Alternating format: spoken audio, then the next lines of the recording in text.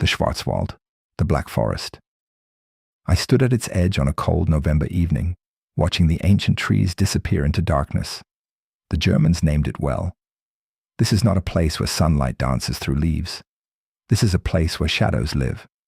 I have always been fascinated by the dark corners of history, the stories people whisper but never shout. Germany has given the world countless fairy tales, but what I discovered about the Black Forest goes far beyond children's stories. These are legends soaked in blood, fear, and centuries of unexplained terror. Today, I will take you through 5 of the darkest legends that haunt these woods. 5 stories that locals still refuse to discuss after sunset. 5 reasons why the Black Forest earned its sinister reputation. Our first story begins in a small village called Morbach, nestled deep in the Hunsrück region near the Black Forest. The year was 1814. Napoleon's Grande Armée was retreating from Russia, and deserters flooded through German territories. These men were desperate, starving, and willing to do anything to survive. One particular deserter stumbled into Morbach covered in blood. The local farmers found him collapsed near an old chapel on the outskirts of the village. At first, they thought he had been wounded in battle, but as they approached, they realized something was terribly wrong. The blood covering his clothes and hands was fresh, and there were no wounds on his body. The man was dying, but not from any visible injury. He was consumed by fever and madness. Before he took his last breath, he confessed to the horrified villagers. He told them he was cursed. Every full moon, his body transformed into something inhuman. He became a wolf, a werewolf. He had killed innocent people during his transformations, unable to control the beast within. The villagers were terrified. Werewolf legends were common throughout medieval Europe, but this was different. This was a confession from a dying man who had nothing to gain from lying. They decided to take no chances. They burned his body immediately and buried the ashes far from consecrated ground. But the story does not end there. The village priest performed a ritual at the old chapel where the deserter died. He placed a candle inside and declared that as long as this candle remained lit, the werewolf's curse would stay dormant. The flame would act as a barrier between the living and the supernatural. If the candle ever went out, the curse would awaken, and the werewolf would return to hunt again. For over 170 years, the people of Morbach maintained this tradition. Generation after generation ensured the candle never extinguished. It became part of their identity, part of their collective responsibility. Travelers passing through the village learned quickly never to joke about the legend. The locals took it seriously, deadly seriously. Then came 1988. By this time, an American military base called Hahn Air Base had been established near Morbach. American soldiers stationed there heard rumors about the werewolf legend, but most dismissed it as local superstition. Just another European ghost story to entertain tourists. On a cold autumn night, several soldiers were returning to base after an evening in the village. They decided to check out the old chapel they had heard so much about. When they arrived, they found the door slightly open. Inside, the eternal candle had gone out. The flame that had burned for nearly 2 centuries was extinguished. The soldiers laughed it off. They took photos and joked about the curse being broken. Then they returned to base. But their laughter did not last long. That same night, security alarms at Hahn Air Base were triggered. Guards reported movement along the perimeter fence. When they investigated, they saw something that defied explanation. A massive creature, far larger than any wolf, stood near the fence line. It moved on 4 legs, but its proportions were wrong. Its eyes reflected the searchlights with an unnatural glow. One guard, a seasoned military police officer, drew his weapon and fired warning shots. The creature did not flee like a normal animal would. Instead, it stared directly at the guards for several long seconds before turning and disappearing into the darkness of the surrounding forest. It moved with impossible speed. The incident was officially documented in the base security logs. Multiple witnesses gave statements. The guards were experienced soldiers, not prone to panic or imagination. Whatever they saw that night shook them deeply. Word spread quickly through the village. When the locals learned that the candle had been extinguished and that something had been seen at the base, panic set in. The village priest immediately went to the chapel, relit the candle, and performed the protective ritual once again. Since that night in 1988, no further sightings have been reported. The candle in Morbach's chapel still burns today. Locals maintain it religiously, and tourists who visit are warned never to extinguish it, not even as a joke. I visited Morbach myself during my research. The chapel is small, unremarkable from the outside, but inside, that single candle flickers in its holder, casting dancing shadows on ancient stone walls. The villagers I spoke with would not elaborate on the legend. They simply said the candle must never go out. Standing there in that chapel, feeling the weight of centuries of fear and belief, I understood something. Whether the Werewolf of Morbach is real or not, The terror it represents is very real. This is our first legend from the Black Forest, but the darkness here runs much deeper. Our second legend takes us deeper into the Black Forest, to the mountain regions where the trees grow twisted and the air grows thin. Here, hunters and hikers have reported encounters with a creature that should not exist. They call it the Tatzelwurm. I first heard about the Tatzelwurm while researching alpine folklore. The name translates roughly to clawed worm in German, but this creature is far more terrifying than its name suggests. Witnesses describe it as a serpent with the face of a cat, short stubby legs like a lizard, and a body covered in scales. Some say it reaches 2 meters in length. Others claim they have seen specimens twice that size.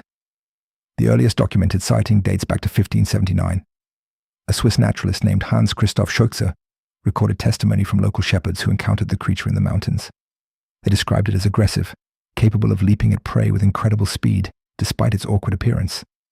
The shepherds claimed it had poisonous breath that could kill a man within hours. But the Tatzelwurm is not just an ancient myth. Sightings continued well into the 20th century, and many occurred specifically in the Black Forest region, where the mountains meet the dense woodland. In 1828, a farmer named Hans Fuchs was gathering wood near Garmisch when he stumbled upon 2 Tatzelwurms basking on a rock. According to his account, the creatures immediately noticed him and began hissing aggressively. Fuchs described their faces as distinctly feline, with large eyes and prominent fangs. Terrified, he ran back to his village. When locals returned to investigate, they found strange tracks in the mud, 4-clawed prints that belonged to no known animal in the region. The most famous incident occurred in 1934. A Swiss photographer named Balkin was hiking through the Alps on the German border. He claimed to have photographed a Tatzelwurm sunning itself on a mountain path. The photograph shows a thick serpentine creature with what appears to be front limbs. Skeptics have analyzed this image for decades. Some declare it a hoax. Others insist no known animal matches its proportions. What makes the Tatzelwurm particularly unsettling is the consistency of descriptions across centuries and cultures. German, Swiss, Austrian, and Italian mountain communities all have similar legends. The creature appears in their folklore under different names but with identical characteristics. The Stollenwurm, the Bergstutzen, the Springwurm, all describe the same cat-faced serpent with legs. I traveled to the Feldberg region, the highest peak in the Black Forest, to investigate these claims myself. The locals were reluctant to discuss the Tatzelwurm openly. One elderly hunter finally agreed to speak with me on the condition of anonymity. He told me that in 1976, he encountered something he could not explain while tracking deer through a remote valley. The hunter described hearing a strange hissing sound, unlike any snake he had encountered before. When he investigated, he saw a thick reptilian body sliding between rocks. But this creature had legs, short, powerful legs, that propelled it forward with disturbing speed. He estimated it was at least 1.5 meters long. Its head turned toward him briefly, and he swore it had a face more mammalian than reptilian. He fired his rifle into the air to scare it away. The creature disappeared into a crevice between boulders. The hunter never reported the incident officially. He knew people would mock him or worse, accuse him of drinking too much schnapps. But he stopped hunting in that particular valley. He told me that area of the forest felt wrong, as if something ancient and territorial lived there. Cryptozoologists have proposed various theories about the Tatzelwurm. Some suggest it could be an unknown species of giant salamander or legless lizard. Others believe it might be a surviving population of prehistoric reptiles that adapted to mountain environments. The most skeptical researchers dismiss all sightings as misidentified animals, perhaps large otters or European fire salamanders seen under poor conditions. But there is a darker interpretation rooted in Germanic paganism. Ancient texts describe dragon-like spirits called lindworms that guarded sacred groves and underground treasures. These were not mindless beasts, but intelligent supernatural entities. Some folklorists believe the Tatzelwurm sightings represent rare encounters with these spiritual guardians, creatures that exist between the physical and mystical realms. The Black Forest has always been considered a liminal space in Germanic mythology, a place where the boundary between worlds grows thin. If such creatures exist anywhere, this would be their sanctuary. I hiked alone through the Feldberg trails, following paths where Tatzelwurm sightings had been reported. The forest there feels different from other woodlands. The silence is heavier. The shadows seem to watch you. Several times I heard movement in the undergrowth that sounded too large and too deliberate to be ordinary wildlife. Did I see a Tatzelwurm? No. But I felt the weight of something unexplained in those mountains. I understood why generations of hunters and hikers have returned from the Black Forest with stories they cannot fully articulate. Stories of creatures that should not exist but somehow persist in the darkest corners of these ancient woods. The Tatzelwurm remains one of Europe's most enduring cryptid legends. Whether it is a real undiscovered species, a case of mistaken identity, or something that transcends natural explanation. The reports continue even today.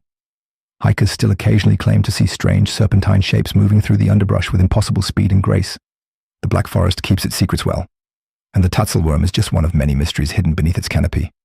Our journey into darkness continues. High in the northern Black Forest, at an elevation of over 1,000 meters, lies a lake that locals have feared for centuries, the Mummelsee.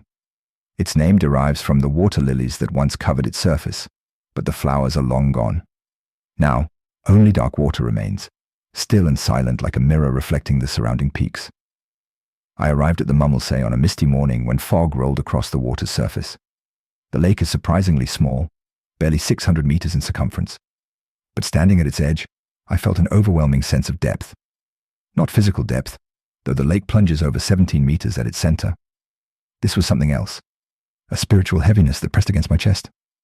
The Mummelsee is a glacial lake, formed thousands of years ago when ice carved out this mountain basin. Germanic tribes considered it sacred. They believed it was a gateway to the underworld, a place where the boundary between life and death dissolved. Archaeologists have found evidence of ritual sacrifices performed on its shores, offerings thrown into the water to appease whatever dwelt below. The most persistent legend speaks of the Wassermann, the water spirit who rules the lake. Unlike friendly folklore spirits, the Wassermann of Mummelsee is malevolent and hungry. He appears as a pale figure beneath the surface, sometimes as a beautiful man with long flowing hair, other times as a grotesque creature with webbed hands and hollow eyes. The earliest written account comes from 1647.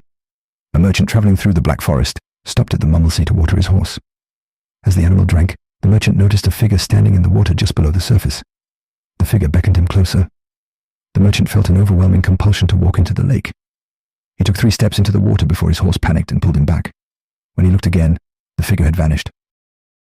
That night, the merchant developed a fever. He told the innkeeper what he had seen at the Mummelsee.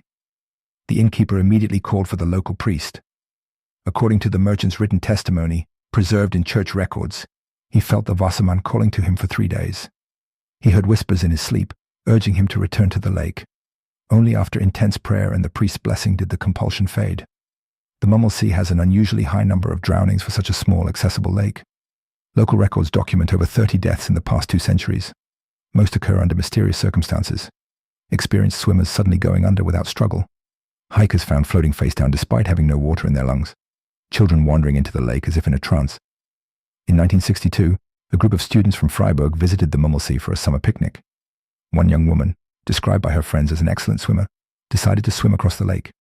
She made it halfway before she stopped moving. Her friends watched as she simply sank beneath the surface without calling for help or showing signs of distress. Rescue divers recovered her body 3 hours later. The autopsy revealed no medical cause of death. Her lungs contained minimal water. The official report listed it as unexplained drowning, but locals knew better. The Wassermann had claimed another soul. The most chilling aspect of the Mummelsee legends involves the spirits collection. According to folklore, the Wassermann keeps the souls of his victims trapped beneath the lake in an underwater palace. They serve him eternally, unable to move on to the afterlife. Some say on quiet nights, you can hear singing rising from the water, the voices of the drowned, calling for others to join them. I spent an entire afternoon sitting by the Mummelsee, observing the water and the tourists who visited. Most people took photos and left quickly. But I noticed something disturbing. Several visitors, particularly children, seemed fixated on the water. They would stand at the edge, staring into the depths for uncomfortably long periods. Parents had to physically pull some of them away. I spoke with the manager of the lakeside restaurant. She told me they have strict policies about approaching the water. Signs are posted everywhere warning visitors to stay back from the edge. She admitted they have had close calls, instances where tourists seem to enter trance-like states near the shore. Security staff are trained to intervene immediately. As evening approached and the other visitors left, I remained alone by the lake. The fog thickened, and the water became completely still. I stared into that dark surface and felt something staring back. Not with hostility, but with ancient patience. The Wassermann does not need to hunt. He simply waits. Sooner or later, someone always comes too close. I thought about the countless generations who had feared this place. The pagan tribes who made sacrifices here. The medieval villagers who refused to fish its waters. The modern tourists who drowned under impossible circumstances. All connected by the same dark presence lurking beneath the surface. Scientific explanations exist, of course. The lake's depth creates dangerous currents. Cold glacial water can cause muscle cramps and hypothermia. The steep sides make escape difficult. But these rational explanations do not account for the psychological pull people report feeling. The compulsion to enter the water. The voices in the night. As darkness fell completely, I finally left the Mummelsee. Walking back down the mountain trail, I heard something behind me. A wet, dragging sound, as if something had pulled itself from the water and was following me through the trees. I did not turn around. I kept walking until I reached the main road where streetlights and civilization offered protection.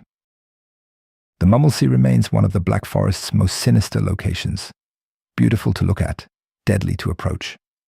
The Wassermann still waits in his underwater kingdom, patient and eternal. And the lake continues to claim victims.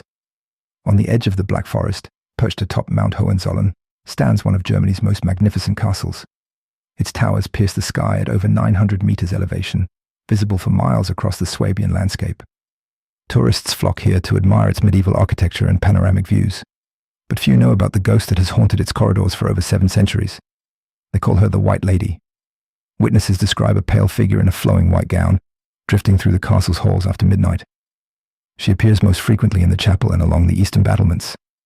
Her face is beautiful but frozen in eternal sorrow. And when she looks at you, people say, you feel the weight of betrayal so profound it takes your breath away. I visited Hohenzollern Castle on a cold February evening, staying after the last tour group departed. The castle staff were accommodating but nervous when I explained my interest in the White Lady legend. One guide quietly told me they receive reports almost monthly. Security guards refuse to patrol certain sections alone after dark. The legend begins in 1326 with Countess Kunigunde von Orlamünde. She was a noblewoman of extraordinary beauty and intelligence, married to a count who died young, leaving her a wealthy widow with 2 children. Kunigunde fell deeply in love with a nobleman connected to the Hohenzollern family.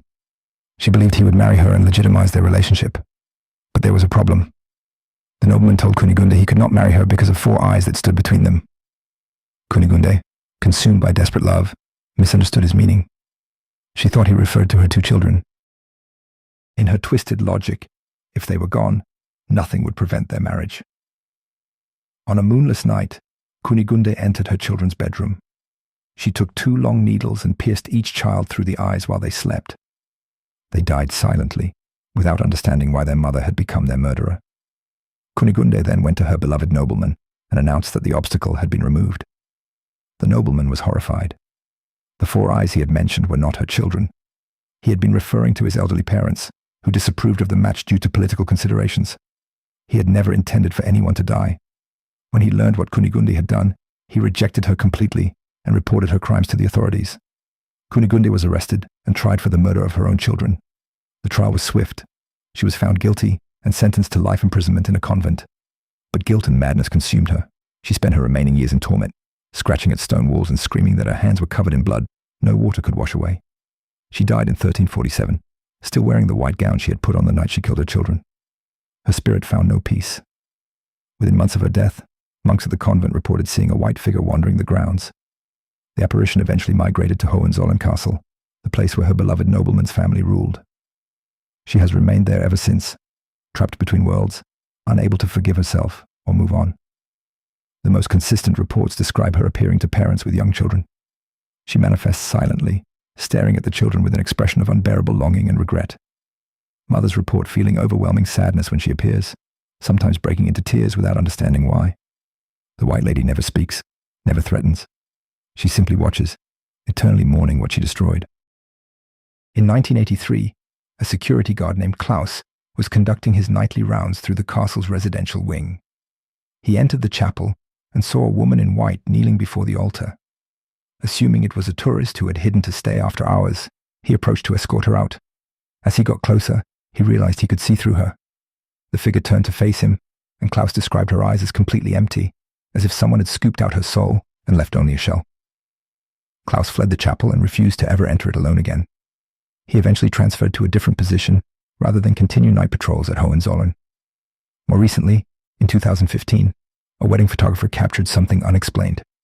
While taking pictures of the castle's exterior at twilight, his camera recorded a white figure standing on the eastern battlements. The figure appeared in 3 consecutive photos, moving along the wall before vanishing completely. The photographer submitted the images to paranormal investigators, who could find no evidence of manipulation or double exposure. I walked through the castle's chapel, where Kunigunde's spirit is most often seen. The atmosphere felt heavy, oppressive. The temperature dropped noticeably compared to other rooms. I stood there for over an hour, waiting, watching. I did not see the White Lady that night, but I felt something, a presence of profound sadness that seemed to emanate from the very stones. Castle staff told me the White Lady appears more frequently around the anniversary of her children's deaths. During those nights, they sometimes hear sounds of children crying echoing through empty corridors. When they investigate, they find nothing. But the crying continues until dawn. The White Lady of Hohenzollern is not a malevolent spirit seeking revenge. She is something more tragic, a soul trapped by guilt so overwhelming that 7 centuries have not diminished it. She wanders the castle eternally, searching for forgiveness she will never receive, and children she can never bring back. Some legends frighten us because they represent external threats. Others terrify us because they reveal the darkness humans carry within themselves. Kunigunde's story is the latter, a reminder that love twisted by desperation can become the most monstrous thing of all. The White Lady still walks the halls of Hohenzollern Castle, and she will continue walking long after we're all gone. Our final journey into the darkness of the Black Forest takes us to its bloodiest chapter, a period when fear, superstition, and religious zealotry transformed entire communities into killing grounds. Between 1500 and 1750, the Black Forest region witnessed some of the most brutal witch trials in European history. Thousands died in torture chambers and at burning stakes, and their suffering left scars that have never healed. The Black Forest was particularly vulnerable to witch hysteria. Its isolated villages, dense woodland, and harsh winters created perfect conditions for paranoia. When crops failed or disease struck, people needed someone to blame. The church provided an answer. Witches were among them, making pacts with the devil and cursing good Christians. The towns of Triberg and Gengenbach became epicenters of witch persecution. In Triberg, the torture dungeon still exists beneath the old town hall. I descended into that dungeon during my research, and the atmosphere was suffocating. The stone walls are scarred with scratches made by fingernails. Desperate prisoners clawing at solid rock in their final hours. The accused were brought here for interrogation. The methods were designed not to find truth, but to extract confessions. The strappado lifted victims by their arms tied behind their backs, dislocating shoulders. The thumb screws crushed bones slowly. The rack stretched bodies until joints separated. Under such torture, people confessed to anything. Flying on broomsticks, dancing with demons, poisoning wells, killing babies. Most victims were women, widows without family protection, healers who knew herbal medicine, anyone who behaved differently or possessed property that others coveted. Once accused, survival was nearly impossible. Confession under torture meant execution.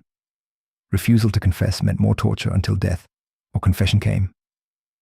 In 1632, during the 30 Years' War, the Black Forest suffered catastrophic devastation. Armies swept through, burning villages and destroying crops. Famine followed. The situation became so desperate that documented cases of cannibalism occurred. Starving villagers consumed the dead to survive. In this nightmare landscape, witch trials intensified. People needed to believe their suffering had supernatural causes, because the alternative was accepting that God had abandoned them. The execution site near Gengenbach still stands, a clearing in the forest where stakes were driven into the ground and fires lit. Local historians estimate over 300 people burned there between 1620 and 1650. When I visited, the clearing felt wrong. Plants grow strangely there, twisted and sparse despite rich soil. Birds avoid flying over it.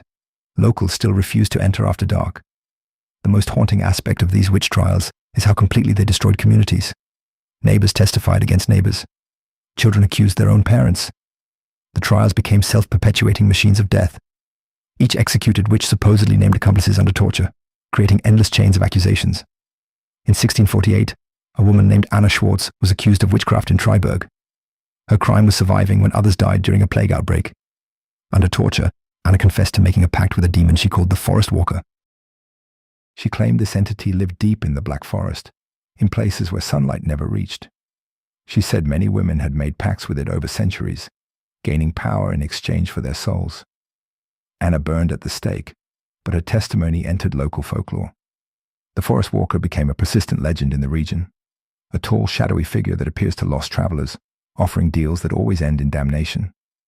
Some historians believe Anna's torture-induced confession drew on older pagan beliefs about forest spirits that predated Christianity. The dungeons where accused witches suffered have never lost their dark energy. Modern paranormal investigators report extreme electromagnetic anomalies in Triberg's torture chamber. Visitors frequently experience panic attacks, difficulty breathing, and overwhelming despair. Some claim to hear screaming when no one else is present. I spent 2 hours alone in that dungeon, recording audio and taking measurements. The temperature remained 15 degrees colder than surrounding rooms, despite no logical explanation. My audio recorder captured sounds I cannot explain. Whispers in Old German. A woman's voice saying, "Help me," repeatedly. Rattling chains when no chains existed. The witch trials officially ended in the mid-18th century, as Enlightenment thinking spread through Europe. But the trauma never healed. Families still carry shame from ancestors who participated in trials or died as accused witches. The sites of torture and execution remain places of profound spiritual disturbance. The Black Forest absorbed this suffering. Thousands of innocent people died screaming, their last thoughts filled with pain and betrayal. That energy does not simply disappear. It soaks into the soil, into the trees, into the very essence of the place. Standing in that clearing near Gengenbach where so many burned, I understood why the Black Forest feels different from other woodlands. This is not just a forest. It is a graveyard. A monument to human cruelty disguised as righteousness. The darkness here is not supernatural. It is historical, and somehow that makes it more terrifying. The witch trials represent the culmination of every fear we have explored in these 5 legends. Fear of the unknown, fear of the other, fear of forces we cannot control. The Black Forest became a canvas where these fears painted themselves in blood. Today, tourists walk these trails unaware they are treading on ground, soaked in centuries of suffering. The dungeons are historical attractions. The execution sites are quiet clearings. But the darkness remains, patient and permanent. This is the true dark side of the Black Forest. Not monsters or ghosts, but the evil that humans inflicted upon each other in the name of fear. And that legacy will never fade. Our journey through the Black Forest's darkest legends ends here. But the forest itself continues, ancient and unforgiving, keeping its secrets in shadow and silence.